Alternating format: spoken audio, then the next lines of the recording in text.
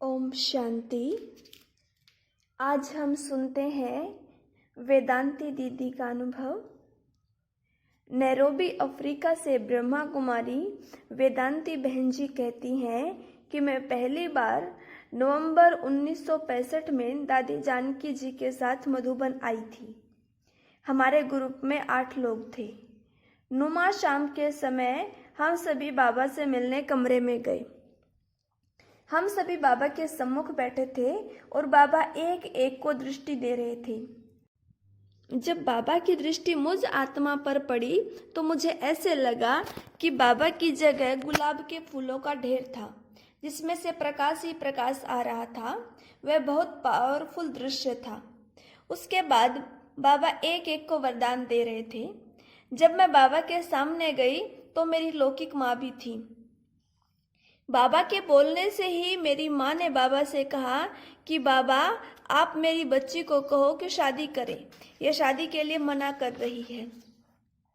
हमारी माता जी तो भक्ति मार्ग के गुरु के नज़र से बाबा को देखकर बात कर रही थी। बाबा ने कहा, माता, तुम अब भक्ति में भगवान को पतित पावन कहकर पुकारती थी और आज तुम्हारी बेटी पावन बनना चाहती है, तो उसको क्यों पतित बनाना चाहती हो? तुम्हारी ये बेटी कभी भी पतित नहीं बनेगी। ये पावन रहकर विश्व की सेवा करेगी। उस समय बाबा के मुख से ये वरदान भरे बोल निकले जो बाद में साकार हो गए। जब मैं ज्ञान में आई तब तो बहुत अच्छा लगता था, लेकिन मैंने अंदर ठान लिया कि ब्रह्मा कुमारियों की सफ़ेद पोशाक कभी नहीं पहनूंगी। यह बात मेरे मन में ही थी। मैंने कभी किसी को बताई भी नहीं थी। मैं जब मधुबन में साकार बाबा से झोपड़ी में मिलने गई तो बाबा ने अचानक सिलाई करने वाले को बुलाया और कहा, बच्ची के लिए 2 जोड़ी कपड़े सिलाई करके दो। मैं अंदर ही अंदर सोचने लगी, ये कपड़े सिलेंगे तो मैं रख दूंगी, कभी पहनूंगी नहीं। 2 घंटे के बाद बाबा ने बुलाया और सिलाई किए हुए कपड़े मुझे देकर कहा कि बच्ची, ये कपड़े ले जाओ और जल्दी पहनकर बाबा को दिखाओ। मैं आज्ञाकारी बनकर कमरे में गई और जब पहनकर बाबा के सामने आई तो बाबा देखकर कहने लगे, बच्ची, तुम मम्मा की तरह दिखाई दे रही हो, ये कपड़े सदा पहनकर रखना। उन्हीं कपड़ों में मैं अहमदाबाद गई। यह घटना मुझे कभी भूल नहीं सकती। बाबा ने मुझे ब्रह्मा कुमारी बना ही दिया। वाह बाबा वाह, कमाल है आपकी, जिन्होंने मुझे अपना बनाकर महान बनने का रास्ता बता दिया। मधुबन वरदान भूमि की मेरी पहली यात्रा के समय मेरे मन में कई प्रश्न थे, लेकिन प्यार भरी बाबा से पहली मुलाकात में ही सारे प्रश्न जैसे हवा में उड़ गए। मेरा लौकिक नाम रंजन था।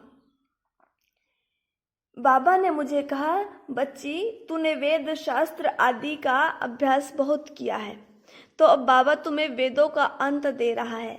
वेदों का अंत भगवान अब तुम्हें मिल गया है, तो तुम्हें बाबा वेद का अंत करने वाली वेदांती कहकर बुलाएगा।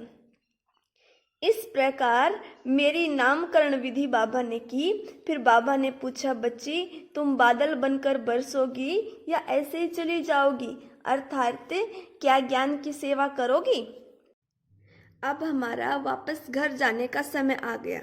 मैं वापस लौकिक घर गई, लेकिन मेरा पढ़ाई में दिल नहीं लग रहा था। बाबा के वरदानों भरे बोल कानों में गूंज रहे थे। बार बार वही दृश्य आंखों के सामने घूम रहा था। वही दिव्य अलौकिक बातें याद आ रही थी। मन में यही संकल्प बार बार आ रहा था कि अभी तो मुझे ईश्वरीय सेवा में लगना है। साथ साथ शिव बाबा की याद भी बहुत आ रही थी। बहुत कशिश हो रही थी कि मैं उड़कर बाबा के पास चली जाऊं। लौकिक पढ़ाई से भी जल्दी छूटने का मन कर रहा था। अब समय को ईश्वरीय सेवा में सफल करना है। 6 मास के अंदर ही परिवार को समझाकर मैं ईश्वरीय सेवा में हाजिर हो गई। आज तक मुझे अनुभव हो रहा है कि बाबा के वरदानों ने ही मुझे जीने की सच्ची राह दिखाई, जिससे मेरा जीवन बहुत ही ऊंचा और श्रेष्ठ बन गया। बाबा के अंदर ज्ञान से पालना करने की अद्भुत शक्ति थी। मैंने सच्चे माँ बाप का प्यार क्या होता है वह बाबा से पाया। मेरे लिए आश्चर्य की बात यह थी कि मेरे मन में जो भी विचार चलते थे वो बाबा को पहले से ही मालूम हो जाते थे। मेरे जीवन का भविष्य भी बाबा की नज़रों में पहले से ही स्पष्ट था। बाबा ने कहा, बच्ची, तुम नौकरी कर, धन से सेवा कर, सत्युग में साहूकार बनना चाहती हो, परंतु बाबा को तो तुम्हारा धन नहीं चाहिए। बाबा को तो तुम्हारे जैसी बच्ची चाहिए। बाबा ने कहा, लौकिक बंधनों की बातें सुनाना माना बकरी की तरह बे बे करना। अब शेरनी बनकर गर्जना करो। इस प्रकार बाबा ने मुझे निर्बंधन बना दिया और मैं समर्पित होकर सेवा करने लगी। यह अनुभव यहीं पर समाप्त होता है। कल हम सुनेंगे राज दीदी का अनुभव। ओम शांति।